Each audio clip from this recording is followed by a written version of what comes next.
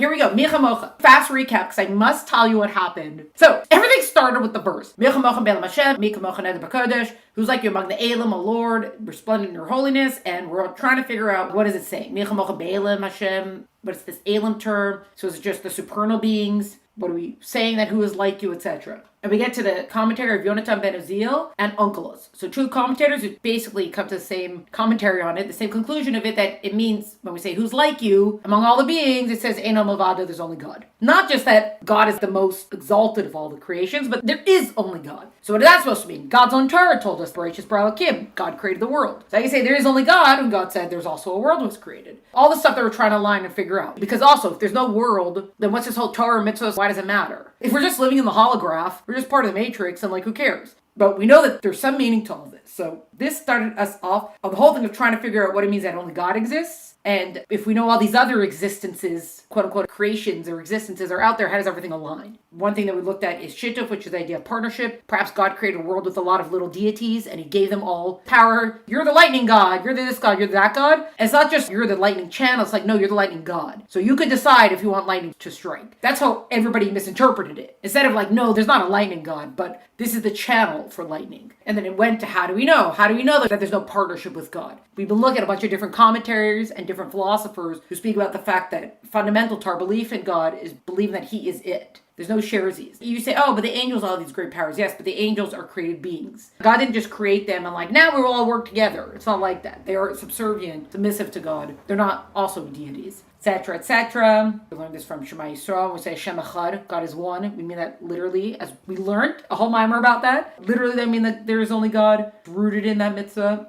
God is it. He's the only one running the place. Everything comes from him. Also, we kind of touched upon the fact that our job in this world is to bring that oneness down into the world. This world that seems like a world of multiplicity, to bring the oneness in and prove that there's only one God. Which probably, if you think about it, it's kind of the end of the Hanukkah Maamar. The public domain, when the footsteps of the marketplace cease, it's moving from the public domain to the private domain. The public domain is a domain of many masters, and the private domain is a domain of only one master. We keep lighting the Hanukkah candles until all those who are in the public domain saying that there's many masters come to the private domain and say, yes, there is only one master. Our job is to bring that oneness into the world. We spoke about the firmaments and the different layers of the heavens. Also, commentaries are saying what's going on in each one. The general idea of that is to show that even though we have this one physical world, there's a lot of spiritual worlds. There's a progression. There's a lot going on besides for just us. And there's more creation and existence besides for us. Are there other creatures out there? Is there other life out there? The answer is actually yes, there is other life out there. Angels, the higher existences. Are there other creatures out there that are like human beings? Probably not. Because God gave the Torah on this earth for this earth specifically, and everything revolves around this earth, the physical earth. All the galaxies and everything, for whatever reason, they all have to be in place for the earth to function the way it does and exist the way it does. And all these galaxies, etc., they're all to facilitate everything that's going on our planet Earth. Then we saw the commentary which was planted here. We get back to it later. It says, how did God create the earth? So he took snow from under his throne of glory and he threw it down and that became the earth. Well, what is this question? What do you mean how did God create the earth? Everything started with there was nothing and then God created. Where did God get light from? He wrapped himself in a talus and now we have light. So it's also the same idea. It says God created light. What are these snow and talus? Like, why do we need it? Also, all that had to have come from somewhere. This brought us back around to the idea of everything having spiritual sources. We have a mazel. This is the blades of grass talking to each other. There's not a blade of grass that doesn't grow without an angel hitting it and say grow. It says a mazel hitting it, but what do you mean? It means it's angels, the way it looks manifests in the higher spiritual realms. We got the whole thing from the Zohar, the different kinds of angels. Foliage angels and the angels for things that are constant. We got into the general idea of, for example, angels are like plant life because through their mission, they develop and grow much.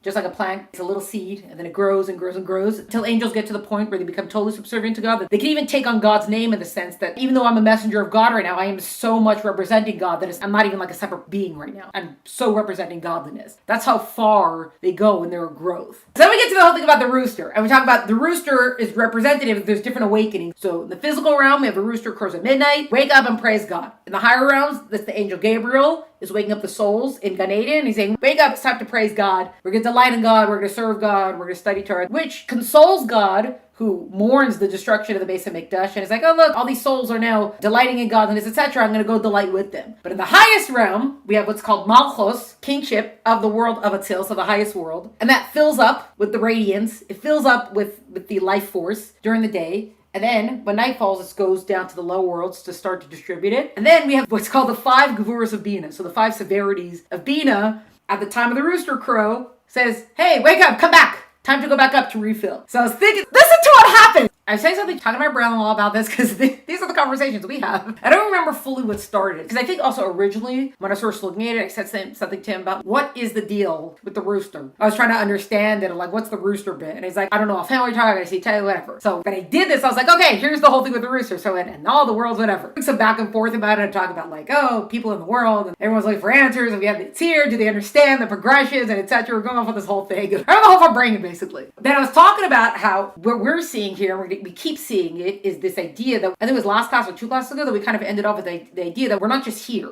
There's all these spiritual levels and spiritual sources that everything's connected. Yet everything is still about this world. We learned already in Tanya that everything, even the higher realms, were all created for this earth. And we learned about, which we're going to get to again, we learned about all the 10th thing that occurs. We're talking about the rooster, and it went back to the verse of where is the world created from? It's created from the snow. So what does it mean by snow? Shin is 300, Lamed is 30, and Gimel is 3. Hundreds, tens, and units, unit numbers. We did the whole progression of God, the emanator. Once we're talking about the actual creative force, it's not God in his essence. The Ein Sof, that's unlimited. We can't, infinite. We can't, there's no measurement for that. We're talking about once we're now the light of creation, the emanator, giving forth the light, that's 10,000s. Then we have thousands, that's Keter. Hundreds, Mocha, that's Chachma, Bina, Das, wisdom, understanding, knowledge. Tens, Zah, that's all the motive attributes. And then Malchut, down to this world, the ones. So for the world to come into being, that's how much godliness had to be contracted. A tenth of a tenth of a tenth of a tenth. There's all the 10 things. Till the point that we got to this world. And we stopped at this world. God didn't go to fractions after that. We stopped at this world because this is it. This is what it's all about. So I was saying it to him, and he's like, yeah,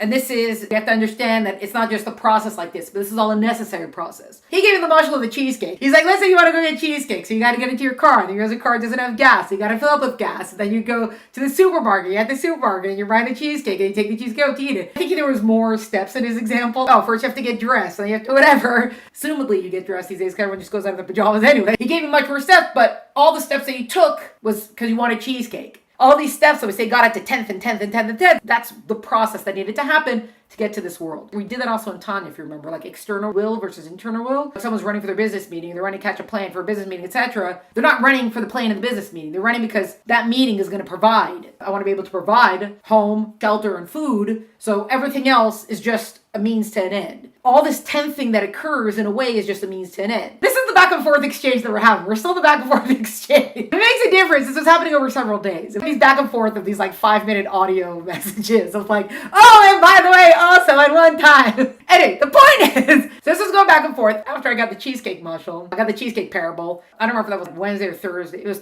Wednesday, Thursday, or Friday, on one of those days. I guess it was Friday already that I was thinking about it because, or whatever day it was that I didn't message it back. Oh, we went through the whole progression, but we forgot to mention that all this 10th thing is done because God does it out of love for the Jewish people. Also, if you remember the later chapters in Tanya that we talk about how God had to constrict and contract for the world to come into existence, and he did it out of his love for us. That's part of the reciprocal loves that we're supposed to show. Chapters like 48 and 49. It goes through the whole process of creation, and it says this is how God showed his love for us. God created a world that could deny his existence because in this world that we have, we'd have a world of torment, so that leads to us getting reward. Making himself invisible to us so that we could choose him and thereby be rewarded for it. So I was like, oh, I forgot to mention the love part. We have to mention the love factor that comes into it. So Shabbos morning, I've been thinking about this exchange we were having the whole week. I had sat down to learn the Tanya for today. I have lessons in Tanya open. I read the first 2 lines and I kind of got distracted with this. It's actually connected to this, but I wasn't really paying attention because I distracted myself. I'm like, oh, yeah, I have to remember to tell that or whatever. And then I'm laughing to myself. I was like, but what I really want to know is where do these 5 severities come from? Remember the whole thing with the rooster, the 5 severities? I'm laughing to myself. I actually want to know where the 5 severities come from. I'm like, okay, fine, back this. I look down at the Tanya and the first line is, and this is the source of the 5 severities of Bina. I actually started laughing. I was like, I got it. Okay, I got it. Thank you. And then I was laughing. By the way, this is the time of questions being answered. I got a couple other ones we're at it. So I'm so excited to see, like, I had to tell you what happened when I saw him in shul. Like, oh, I have to tell you my miracle story. So he's like, I don't know why you'd be surprised about this. Saying that there's this thing in the Gemara or something, that it speaks about one of the sages that if you sit down and truly try, this is a paraphrase. I didn't get the source for it, but I think I understood what he was saying. That he said, the sage says that when you sit down and you learn his teachings genuinely, then what you don't understand, it's like he's sitting across from you and he'll explain it to you. He's trying to say, if you're going to sit down until you're learning Tanya and really be learning it, then of course the Alter Rebbe is sitting with you and he's going to answer your questions. But now I can tell you where the 5 severities come from. It's very exciting. And this is actually something we could kind of get. It talks about creation because it's that section of Tanya. We actually saw a little bit part of it here, the whole thing with the sun and etc. In speech, it talks about there's 5 different organs of speech. There's 5 different ways that we could create sound. Guttural, letters. So there's your 5, by the way, first of all. And why is it considered 5 levels of severity? Because what you're doing is you're constricting the sound in certain ways to create a form for the sound. So by constricting, you're basically creating a vessel for the letter. Because if not, sound is just sound if you don't try to create a vessel for that sound, which is now a letter. The 22 letters of the Hebrew alphabet, they all come from one of 5 sounds, basically. Similar sounds, they come from the same place. So there's 5 places, 5 of the organs that create speech. Each one of them create a different sort of sound,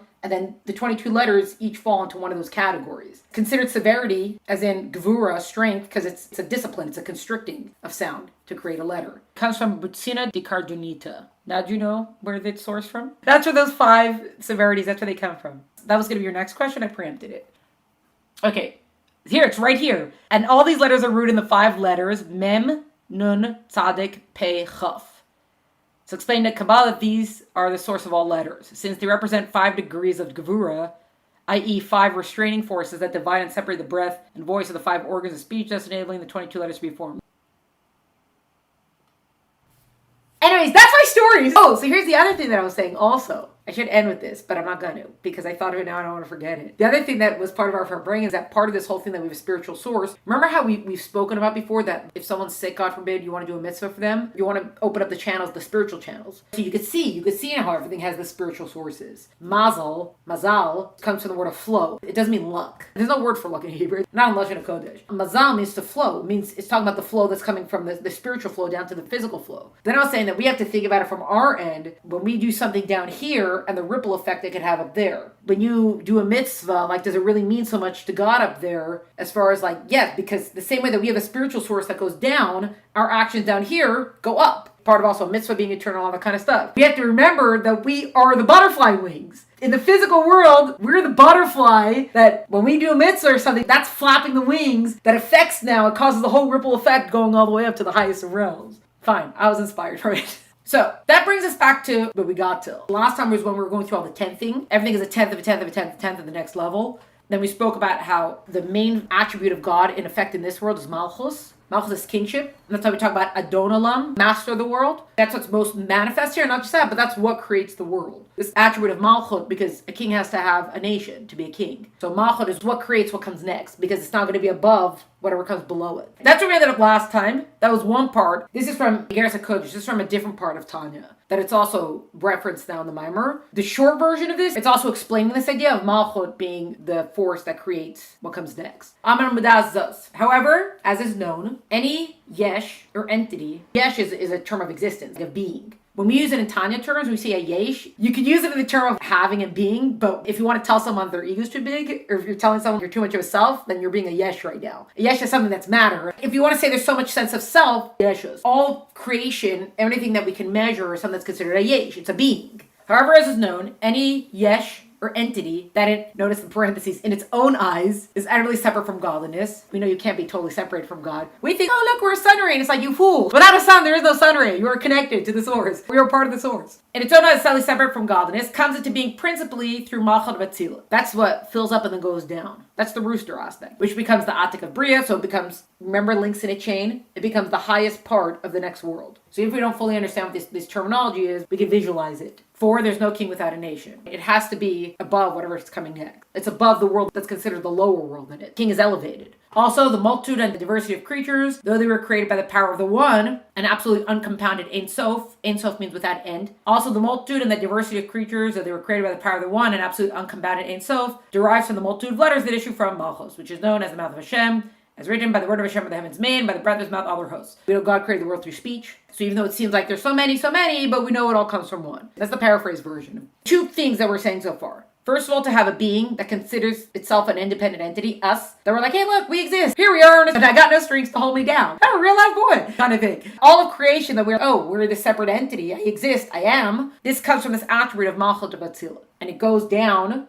it becomes the king of the world that goes beneath it. Also, it seems like there's so much. Look at all these creations, etc., but it all comes from one. Malchut is therefore called Amadet Galia. Amadet Galia, the revealed world. Remember the revealed world and the concealed world? That goes to the splitting of the sea. The sea is like a concealed world, which is the higher realms of the concealed world, and we are the revealed world. Malchut is therefore called Amadet Galia. It's called the revealed world because through it is manifested the power of the infinite Ein Sof light, Ein Sof, no end, to create something out of nothing without cause and effect. Remember, we're going back to the something from nothing. That even if the spiritual tense and tense and tense and tense and tense, and you end up with this spiritual power that's so much less than what you started from, that still doesn't create a physical world. Spirituality cannot create physicality.